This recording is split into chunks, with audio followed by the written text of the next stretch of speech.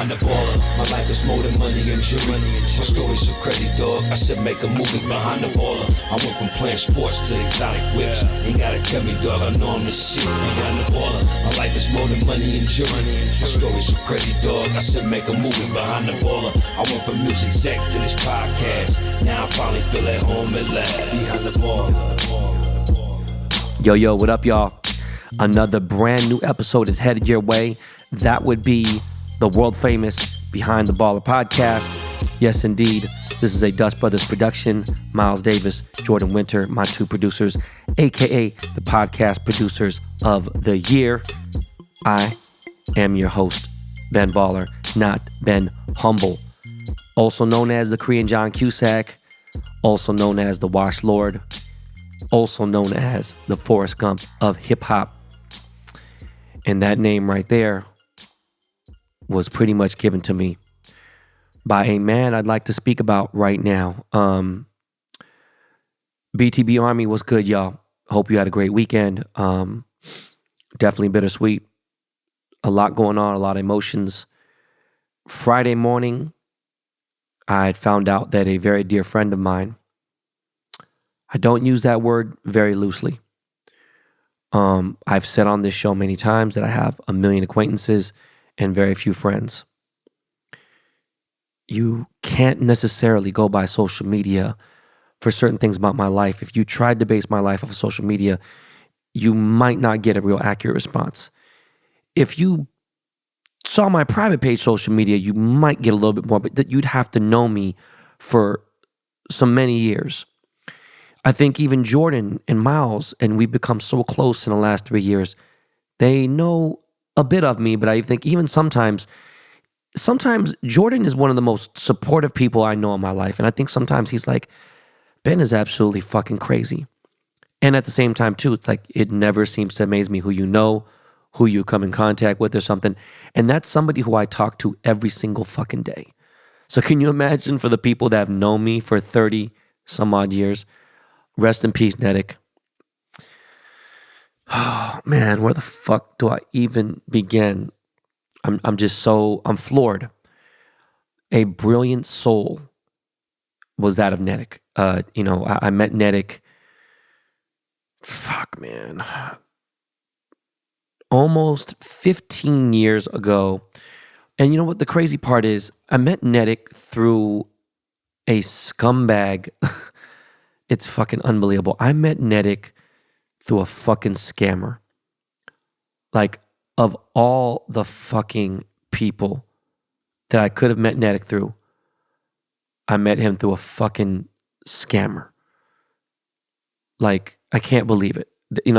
In fact, the people, this is before social media was really popular and prominent. It was the daily life of people's, MySpace was definitely addicting and stuff, but like, we didn't spend that kind of time on our phones, and MySpace wasn't really mobile friendly. You went to your computer. That was when people were using AIM. That's AOL Instant Messenger, which was very often that I used that. And you had a sidekick, you had whatever. You had the internet on your phone, kind of. If you had a sidekick or if you had a two-way, but it wasn't the same. You didn't have it. It wasn't until really the iPhone. I had a BlackBerry, and I had a BlackBerry with internet access. It just wasn't the same as having what the iPhone could do now. Plus, of course, what the Droid could do now. But, we weren't on our phones like that. But this guy, Ahmad Arfania, he was 100% Ponzi scheme, scumbag piece of shit. He would literally pull up in front of like buildings and say he owned them. And they'd just be an open land lot, like just be a lot. Be like, yeah, I own this building, but whatever. I got this, and this going on. He'd say he had 200, 300 employees. He's just fucking, everything he said was a fucking lie. And it was insane. And somehow, some way, he had convinced my boy Ryan Grant, who I've mentioned on the show many times. My boy Ryan Grant was the starting running back for the Green Bay Packers, also played for the New York Giants. He is still a dear friend now. Netiq is his blood brother, right? And just a crazy situation. But Ahmad was able to finesse, I think maybe a couple $1 million out of Netiq and Ahmad. I mean, Netiq and Ryan Grant. And just fucking crazy that we had met through that scammer. And then we had become close because of the situation that had happened. And, Netiq's cousin and Ryan's cousin, Nelson, is locked up right now. Hold your head, Nelson, man. That's my boy. Anytime you see me in New York City and you see a crazy-ass Dominican motherfucker next to me, I'm sorry, Puerto Rican motherfucker, is Nelson. Real G, a motherfucking beast on them two wheels. He is in an unfortunate situation now. I've just been it's just crazy what's been going on. But Netiq is, again, a dear friend. This man had read a shit ton of books. This man was against the vaccine. This man was against so many different things. Hates Biden, hates certain things. I mean, if anything, I don't think he loved Donald Trump, but he loved, the way he thought. Now, he wasn't Hotep at all, but brilliant fucking man, and you don't have to be on somebody's exact side to understand where they're coming from. We would argue about the vaccine here and there, but it's like, he understood. I'm not necessarily all the way left or right. And if anything, obviously right or left, really right, kind of right in the middle. And if anything, he's right in the middle too, but he's not a Republican or a Democrat in any which way. And he was just a free spirit. Brilliant, again, extremely brilliant mind. Yogi, which for those who don't know is a person who does yoga, that lifestyle, BJJ fanatic, was in a punk rock band, a black punk rock band, which has made it even doper, called Game Rebellion. They were fucking amazing. Netiq did not drink or smoke, which was wild because he just didn't. And it didn't bother me that he didn't. It was a trip. And he, again, just so eloquent and so educated. He read a lot and his vocabulary was so vast. And he just, I threw one of these words because it was the best way to describe him. But he was a man of great probity, and, that means a man of high virtue, and just super intellectual. He was somebody I could bring anywhere. Great dresser, good looking dude. This motherfucker had an 8-pack. He was one of the most fit guys I've ever seen in my entire life. His brother played in the fucking NFL, did not have a body like he did. It's crazy what this dude, And we would argue about silly shit sometimes. And he was definitely very Brooklyn. He's from New York. And I just cannot believe my man is gone. And the last time we spoke, obviously, was when we were in Tulum. And he, for some reason, I thought he was building properties in Cabo. Because I know him and his brother Ryan were building properties out there. My boy Nelson, who I'm always with every time I'm in New York City, you see me somewhere, it's always Nelson. It was a weird situation. They were building properties, real estate, rental, studio, all kinds of things you could think of in Tulum. And they got the jump on it. And the crazy part is they're in areas where they had to build a road to drive to the fucking place, My boy Nelson had to build the damn near driveway to get to this place. And without getting into too much with respect for the family, but this is something I know I can speak on, there was a botched attempted robbery. And unfortunately, my man Netiq didn't make it. He was shot twice in the stomach. He was able to get to, call 911, and the paramedics got him to the hospital. He didn't make it. This man was very kind to my children. This man spoke to my wife very often. He would send the greatest messages to Nicolette. Nicolette, in some ways, seems more devastated than I am. And I think I've said this before, with so much tragic loss in my life, with losing my best friends and losing family members, and just, accepting my mortality didn't make me less fearful of death. But, morbid or not, I don't know if morbid even exists in my head anymore, my mind, because I've experienced so much loss of life. And such little shocks me, right? I have no notes. This is just straight from the heart freestyle. speaking about a man that I loved a lot. He always had my back regardless. And I can say that this man loved me unconditionally, which is crazy because I can't say that about a lot of people, right? Except me and my mom, and even, there's so few people. And I don't judge anybody for not, I'm a tough person to love.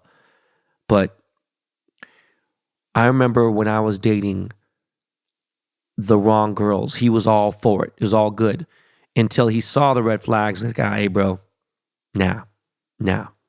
And the funny thing about Netiq is he loved women like beyond. Like he didn't necessarily want to be in a committed relationship, didn't necessarily want to be married, but he loved women and he'd give them it just was something about it. Just the way he lived, man. He was a different type of nomad, right? He wasn't a gypsy in any which way. This man understood what lavish things were. He loved Tesla. He's a funny dude, man. But again, very brilliant, a lover of music, unbelievable. The way he articulated hip hop at times, like the way he spoke about Andre 3000 to the way he spoke about Lil Wayne, mixtape Wheezy, that era, Jesus Christ, I just remembered right now. There was a band that was signed to Duck Down Records, and Duck Down Music was like real legit fucking underground, hip hop. And they've been around. So I'm talking about Black Moon, Smith & Wesson, Buckshot Shorty, all that. Sean Price, some of these legendary dudes in hip hop. There is a group called Kids in the Hall, and their second album, which I think might have been their first major label album, whatever, but their second album was called The In Crowd. Double O and Knowledge, two rappers in the group. They had a video called Love Hangover featuring Estelle. And this was right when Estelle was kind of blowing up. She had that song All American Boy with Kanye. I made a cameo in the video, and so did Netiq. And it was just fucking hilarious, right? And we remember just shooting this video in Los Angeles at Greg Gorman Studios, which now I think is Rock Nation. And we just had a lot of conversations and great, food together. And I cherish every moment that I spent with him. Ryan was definitely more into more of the lavish things, right? Like Ryan would never go get a Ferrari necessarily. I'm sure he could buy 10 of them if he wanted to. But Ryan will do an R8. He'll do a Porsche. He'll do certain things. He just was getting the Ferrari and Lamborghini was a little too like this wasn't his style. But he'll wear Saint Laurent. He liked nice things. And these guys, they could live larger than they did, but they lived very large. And Ryan lives a great life. What makes me sad is Ryan's two daughters were Netiq's nieces, and those were like his kids. He loved them more than anything in the world. And I can't imagine what they're going through right now. And I can't imagine what Ryan's going through. And I've spoken to Ryan a couple of times already. As soon as Ryan heard the news, he flew immediately to Mexico, and he is flying back today. I'm just at a loss of words. Some of you people out here are like, what the fuck is Ben talking about? And this is my podcast. And I want you guys to understand that Netic Rebel was a fucking amazing person. Keeping the government name private because he was definitely, I wouldn't say sovereign, but he's definitely wanted his privacy, and it was cool. He had his persona, and that's it. But Netiq, I miss you. You'll be terribly missed by so many. You touched so many people. Can't tell you how many people reached out to me. Your soul will live on forever. Your energy will live on forever. I'm mostly sad that my kids won't get to know you better and won't grow with you as well as you grow with my kids. That's what hurts me the most. My wife is, truly devastated. I appreciate everything that you've done, the motivation you've given me. You would have been a great podcast guest. Jesus Christ, you would have been fucking amazing. I wish I could speak as well as you do. It just was, oh man, Netiq is crazy. I just spoke to you, a week ago? Less than that, right? Probably 3 days before you passed. We talked all throughout the cruise when I shouldn't have been talking, right? And you were like, what kind of fucking cruise is this, right? You were bugged out. And you didn't get to meet Kaya. That's what also bums me out so much, man. Guys, as cliche as it may sound, tomorrow is not promised. You know what, motherfuckers? Tonight is not promised. Gotta live your life, man. You want to wear your best shit to the grocery store to get some coffee? Go do it. You ain't got to save it for a fucking nightclub or for the 10-year reunion or 20-year reunion, for a special day. Every day is a fucking special day. Remember that. All right. Let me hear some music real quick, Miles, man. Let me just collect my thoughts and drink some water, and we'll get right back into the show.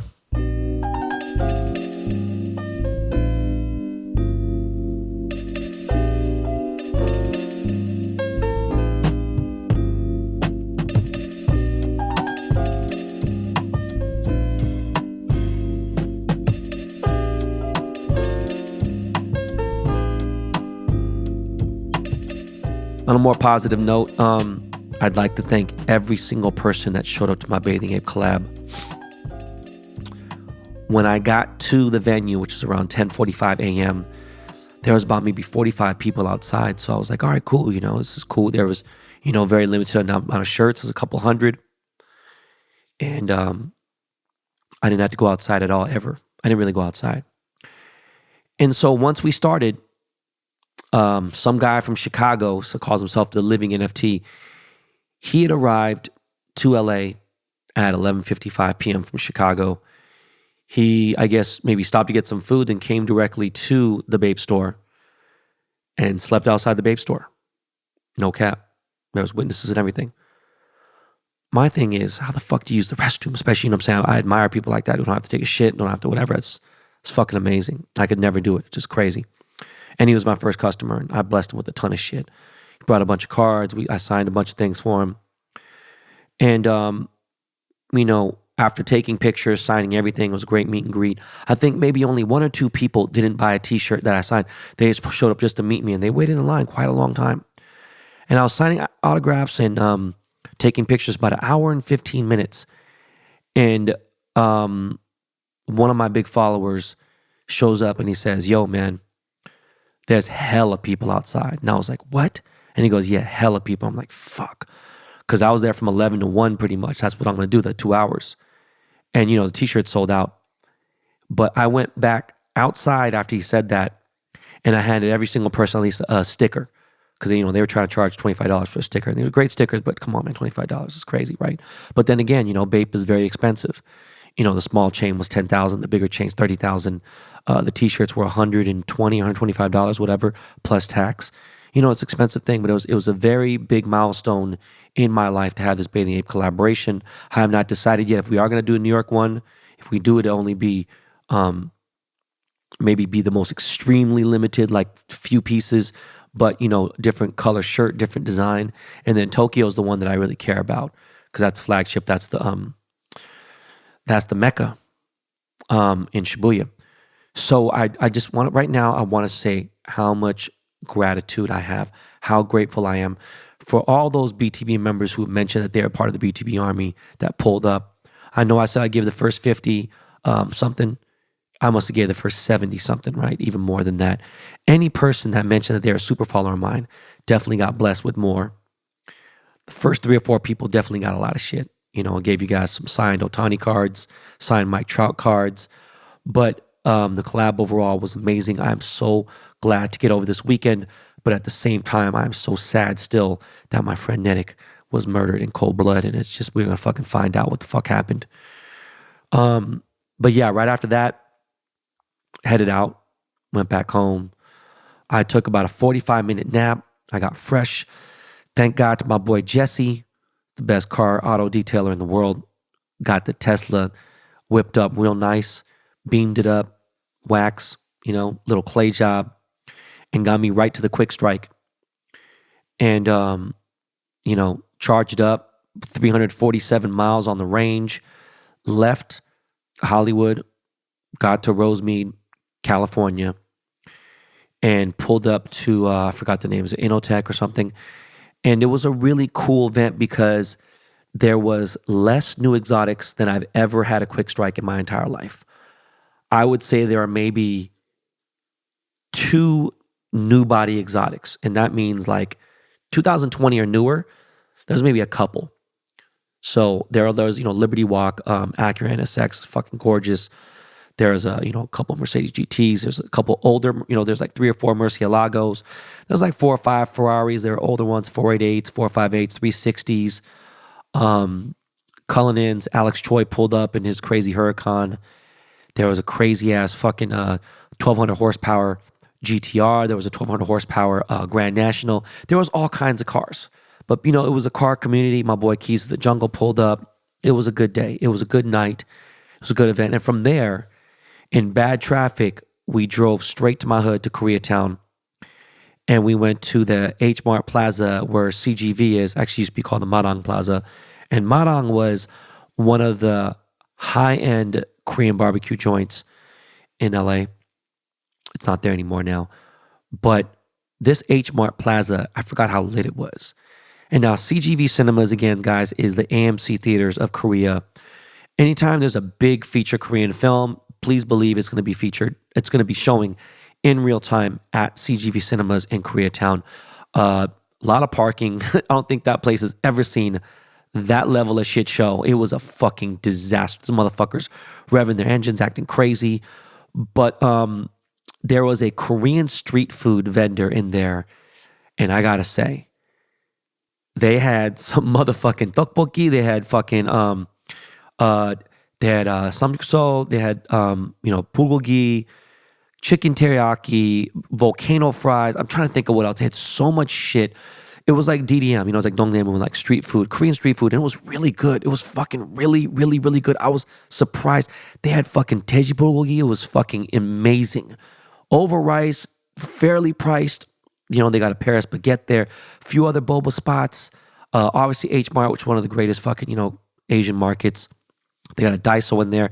For all you new parents that are in LA and want to bring your kids somewhere to play and you want to eat and have Wi-Fi and chill while they play, there's a place called Lemon Tree in there. And they were one of the first people to have places like that where you can go indoor playground, kids can play and you could kick it. Their fucking food is very decent. Them motherfuckers have some good ass fucking fettuccine. They got some bomb pizzas. They got like sandwiches. I would chill in there and kick it all the time with London. It was lit. But they got a Somi in there, which is one of my favorite fucking ice cream places. Had that big fish cone with not fish flavor, but just like a fish shaped cone with fucking Nutella in there. Oh my God, so fucking good. What else? They got a karaoke bar in there. But CGV Cinemas has couple seating, reclining seats. They got gourmet food, kettle corn. They got like, high, it's like ArcLight. They got all high end shit. Not like, of course they still got Coke and stuff, but they got like just great fucking place. And Rob Wang, one of the head guys at Platinum Motorsport, and he founded the Quickstrike. He set this up to where we rented out the entire CGV Cinema. There's only 3 theaters. There's one entire theater. So we could watch Dr. Strangelove, Mr. Jordan Winter's favorite, right? I couldn't stay because Kaya's kind of feeling a little bit under the weather, but it was an amazing event. I stayed until they started the movie. I wish I could have watched the movie. I wish I could have brought both the boys. It'd have been a great fucking event. I could have, because I had the Tesla, but my boys had a play date that day. There was a lot going on. So Saturday was a long day and I was still kind of having Netiq in the back of my mind. But that was probably the fucking dopest Quickstrike that we have ever had. No cap. That shit was incredible. Now, Sunday morning, felt like I had lifted a million bricks off my back, but at the same time, Ryder woke me up at 6:30. Netiq on my mind, of course, but I knew I had nothing else to do that entire day except spend time with the women that are most important in my life. And that's my wife, my mom, my mother-in-law.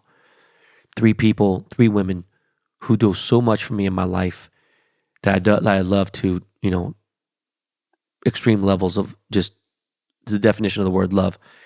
I, got up, made sure all 3 of them had something beautiful to open up. And we had a Mother's Day brunch at Chosungalbi. Now, normally we'd be at the Beverly Hills Hotel, the Hotel Bel Air, the Four Seasons, something like that. maybe, you know, different places. But my mother-in-law and Nicolette now love fucking Korean barbecue. And I know it's crazy because when me and Nick first started dating, we would go a lot, but you know, she did not eat red meat. She didn't eat meat pretty much at all. So now that Nicolette is eating red meat, you know, she loves Korean barbecue. She loves it. And Chosun was perfect. You know, the right ambiance, the architecture there, the seating. It was fucking a movie. My mom had to fucking pull teeth in order to get us a fucking reservation there. And it was like somewhat last minute. It was like 10 days. It was, people were booking fucking 8 weeks in advance. And we usually get a private room, but it's not going to happen. I was excited to have, you know, table for 11 because we got, you know, big family, brother-in-law, and his wife and his kids. Oh, his daughter, sorry. But we went to Chosun. And let me update you guys. The galbichim is so fucking good. I wanted to stab someone. And the funny thing is, there's a little spot that me and Miles and Dust Brothers have been going to. And it's all right. It's okay. It just does the job. You know, it's priced a little expensive. That's how Korean barbecue is. But it's like you go there and then you go to Chosun and it's like, come on. Quarters is another level of it, but it's different type of shit. You know, they're more, not necessarily fusion, but they're more up to date on the latest trends with food. And they also mix, you know, styles, and they put cheese and they all this other fresh shit, and it's bomb. Chosun is more fancy tradition. And I had to have kimchi jjigae. And it had just the perfect amount of thuk in it. And the kimchi was just the right spice. All the panchan was good as hell. The fucking Chosun galbi signature dish was like just ribeye cubes of, you know, it was just like, it was perfect. It was literally just perfect. Rosgui was perfect. You know, the teji bulgogi was perfect. What else the fuck did I get? Of course, we got regular bulgogi. We got, why the fuck am I drawing blank? Did we get any brisket? No. It was really good. It was a good time. And I didn't notice it. My wife was like, yeah, a lot of people are looking at us. And, you know, it's been maybe 3.5 years since I've been at Chosun. It had been at least a year or two before since, you know, during the pandemic, I didn't go there, nothing.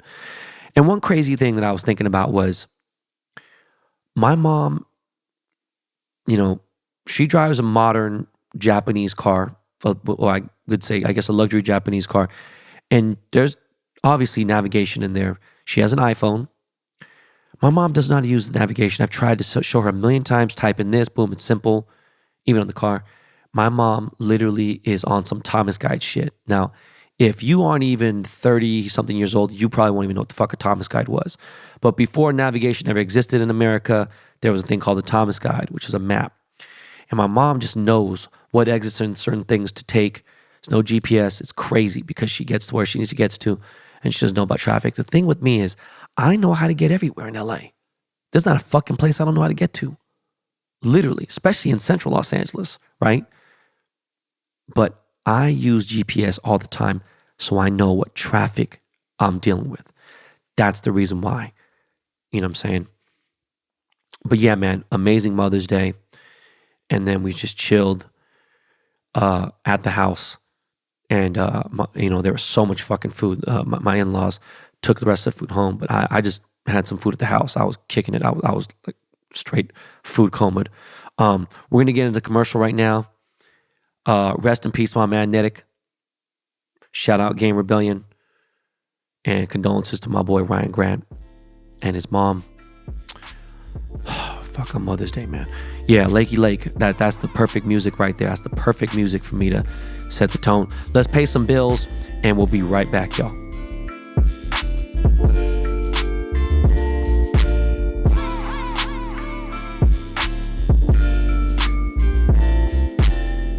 What's holding you back from the ultimate gaming experience? Is it hundreds of dollars it costs for your setup? Or are you the busy, on-the-go type with minutes to spare?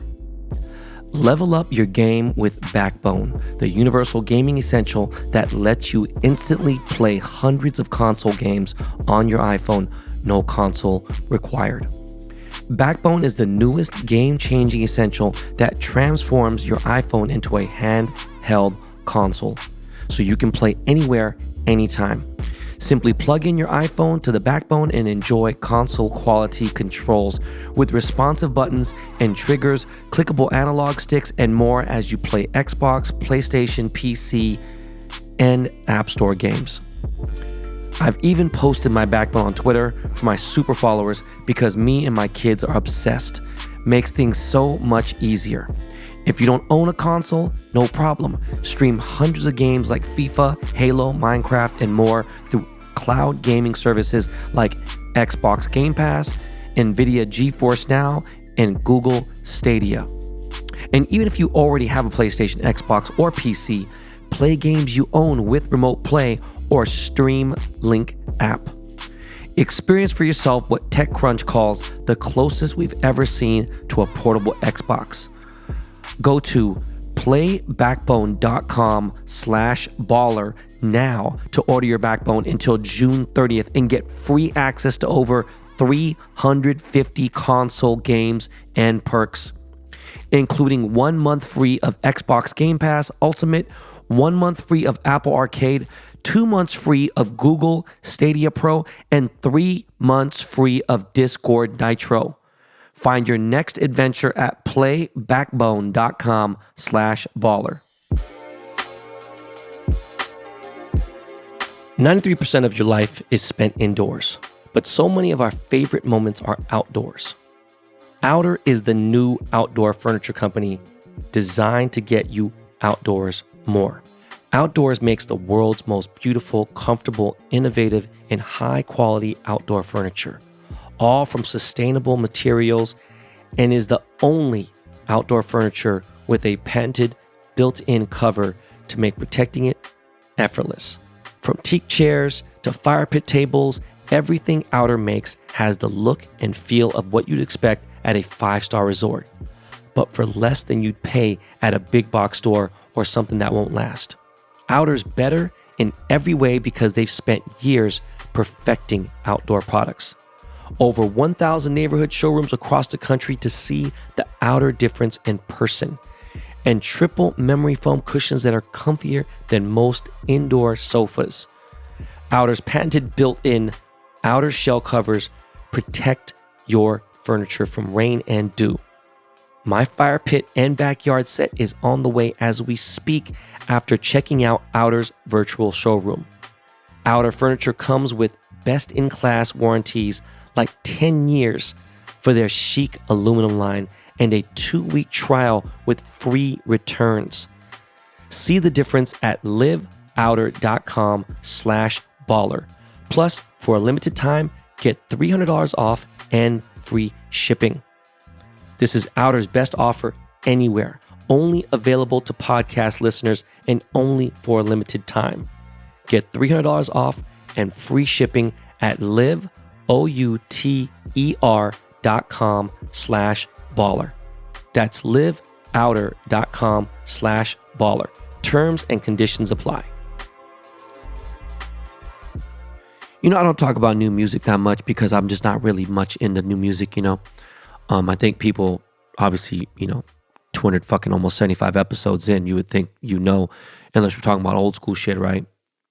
And obviously, I sent out a tweet because, I was thinking about Jewel. Well, actually, they call her Jewell. But Jewel was a singer/rapper on death row. And to tell you the truth, now that I think about it, she was singing and rapping before Missy was. That's crazy. She passed away this weekend as well. Beautiful soul, talented girl. She was a female Nate Dogg. But I don't talk about new music very much because I'm just not really too big into it, right? New Pusha T album is definitely good. I've listened to it on purpose. New Future album I listened to on accident. I'm nothing that really stuck out, But I'm saying this because I wish I cared more about Kendrick Lamar. Just something about his music. Some of it hits, some of it doesn't. I know he's talented. Kendrick performed his first concert ever at an event that I co-produced with DJ Ski called the MV Expo. And this was in 2006. That was Kendrick Lamar's first show ever. And it was at a fucking show that I produced. It's the most random shit in the world. Me and Kendrick are friends. We're good. But, the new song dropped, the video looks cool. People are just so enamored by it. Like, oh my God, boom. I don't know. It just takes a lot to press me. And sometimes it doesn't take very much. And he's brilliant, but it's like, I don't know. Tyler blows me the fuck away in terms of his video, but not a lot of Tyler's music hits me, right? And that doesn't mean anything, right? Like, just because I don't love something, right? I don't want to say I don't like, just because I don't love something, it doesn't mean it isn't cool, right? Just because my energy might be focused on rare chocolate or rare gummy colas from Europe doesn't mean I'm less aware of how powerful or how electric an artist is, okay? I just have a lot of things on my mind. There's a lot of information in my mind, in my brain. Do you have any idea?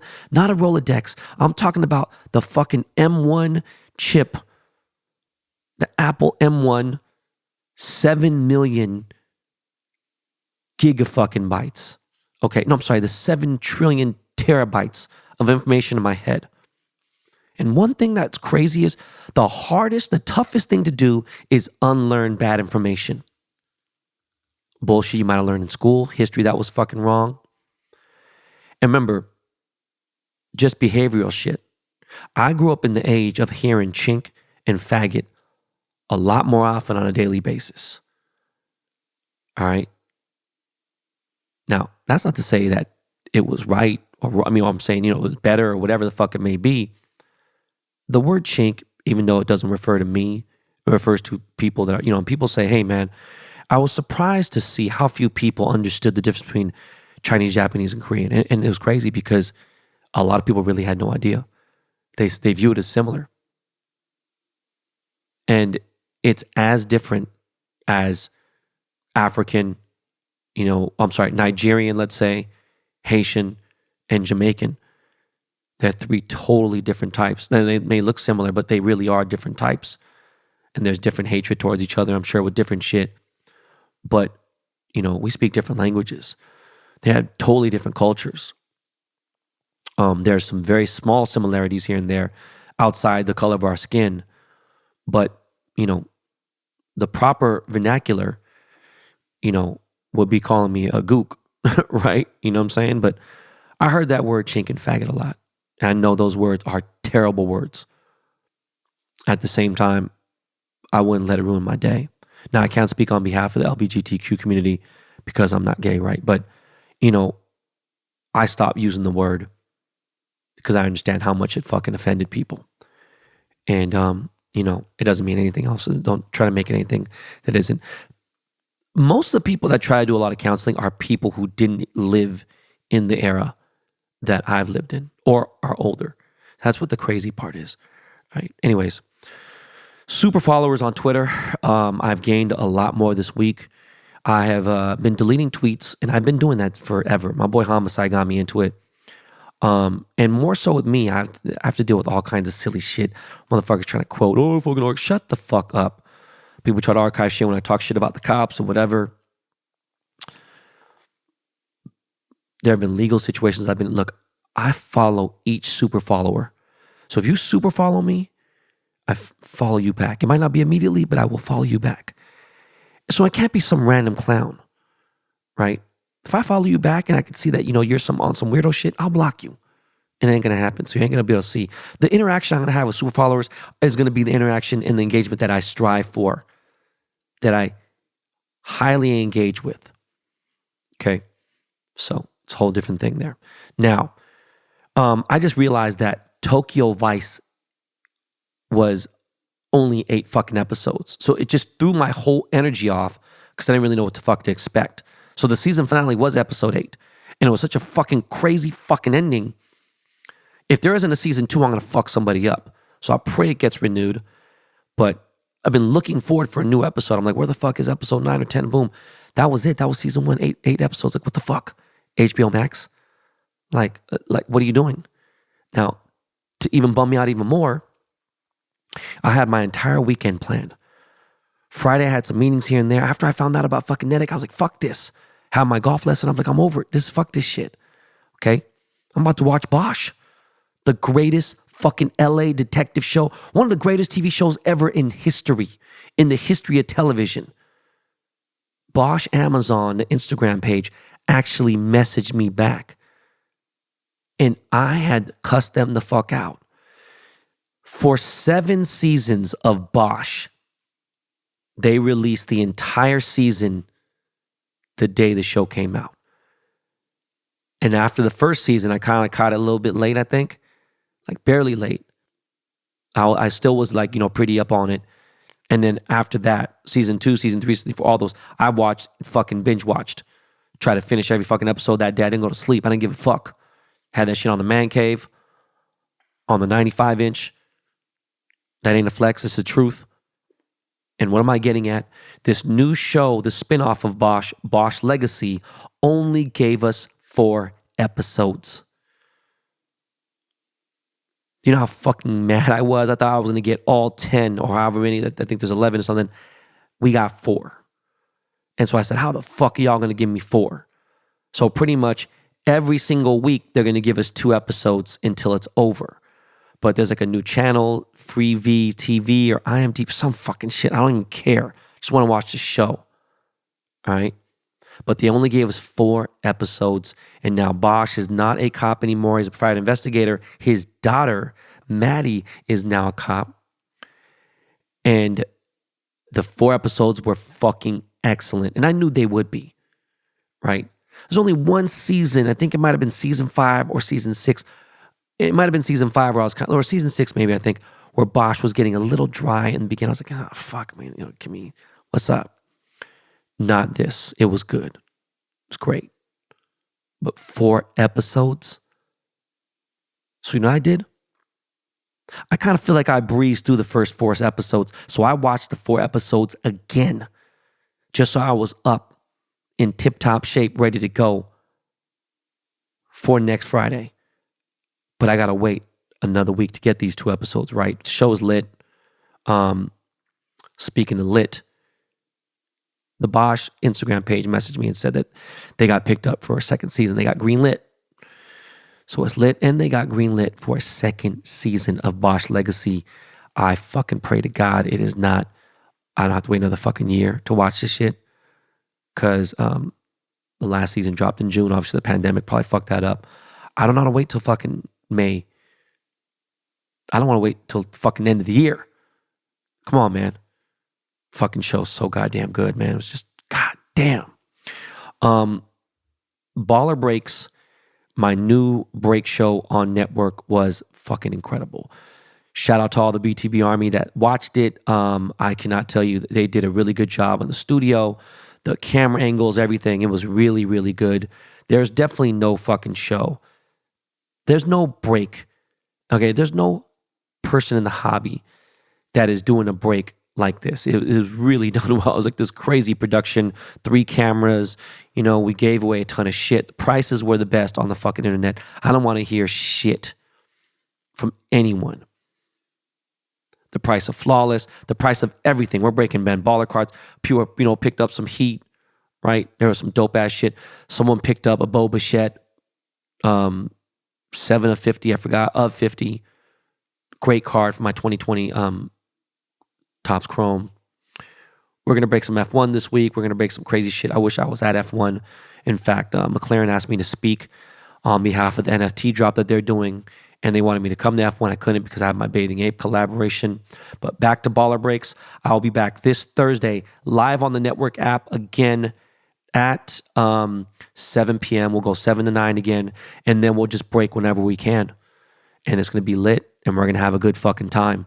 So shout out to Network, shout out to my boy Aaron Levant, shout out to Jamie Ivine, shout out to Gascon. And yeah, Baller Breaks was really, really fun. So make sure you guys tune in. Congratulations to Backyard Breaks for hitting the $4 million triple logo man.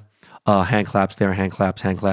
$4 million triple logo man LeBron James card. I don't know if Drake has even made an offer on it yet, but there's definitely a bounty on it for at least 3 or so. So pretty crazy that it was pulled. We're going to break some shit on here. We're going to find some heat in that box of Flawless. So I'm not really tripping. What I am tripping on, though, is crypto. It's in a shit soup right now. Nice and steamy, diarrhea, nasty. It's like taking a diarrhea bath, right? And, I didn't really want to bring it up. I don't want to bring it up on a daily basis on Twitter like the rest of the crypto community does, how they go so crazy on Twitter. Because you know what? You want to know why? Because I'm not going to sell any of my crypto. All right? I'm not going to sell any of my cryptocurrency. I'm not selling any of my NFTs. Maybe in 10 years, you know? Like, maybe. And that's if I want to get out of the game completely, but I doubt it, right? A lot of my money's in Tesla stock as well. If anything, I'm going to buy more crypto. If that motherfucker drops a little bit more, I'm going to buy more Bitcoin, more Ethereum. And I already have a lot, but it's all good. You know, that's where I'm at with it. It's funny, you know, I was, you know, obviously I had my Bathing Ape collaboration and then I had my event. So I didn't get to watch the Canelo fight. And I think most of you people do know. I don't know why some people don't know. I've never liked Canelo. Didn't like Canelo. And I remember being at the fight and saying what I had to say. You know, people, oh, he's so shut the fuck up. Motherfuckers going for a title belt at 19, at 27, I don't give a fuck what your age is. If you step up, do your motherfucking job. You fight for a belt. Nobody gives a fuck how old you are. You could be 50. You went up to motherfucking battle. All right, dog, either win or shut the fuck up. But I just don't like Canelo. I'm not really a big fan of that gingerhead, red hot. The fuck is that fucking cinnamon ass candy? Is it red hot? I forgot the fuck it's called. Anyways, look, just because, guys, I just got a fucking cramp in my leg while sitting in the fucking man cave in the studio. I don't know what the fuck just happened, man. It's karma from fucking George Lopez. Because all of a sudden, George likes Canelo when he wasn't a big fan of that motherfucker. Look, just because I don't like Canelo does not mean I don't respect or like Mexicans or the Mexican community. You know how fucking stupid that is? Has to be one of the dumbest fucking thought processes ever in history. Okay? I just hate that ginger bitch ass motherfucker. Don't like that dude. He ain't humble like people think. He's a good boxer. For sure. He's an animal. He does his thing, whatever. And I like what, you know, what he said about Ryan Garcia. He does. You know, I can agree with someone I don't like. That's fine. But don't get it fucked up. I've seen his team enough to where, like, dude lives next to a country club in San Diego, lives in Del Mar, plays golf, is pretty good. It's actually really good. Probably one of the best golfers that boxes professionally. Okay? Dude is definitely, you know, knows what time it is, has an eye for watches, he knows what's up. Ain't no motherfucking way. Ain't no way his team ain't giving him the best of the best. You ate some contaminated meat that had some fucking performance-enhancing drugs in it? Cap. Stop the cap. Look. Canelo got his motherfucking ass beat. I had to go to YouTube after to watch the entire shit. Yeah, he stepped up the weight class. I don't give a fuck. I don't care if he said he was gonna fucking fight somebody with fucking, you know, 10 fucking Snickers in his fucking pants. Once you enter that ring, ain't no excuses.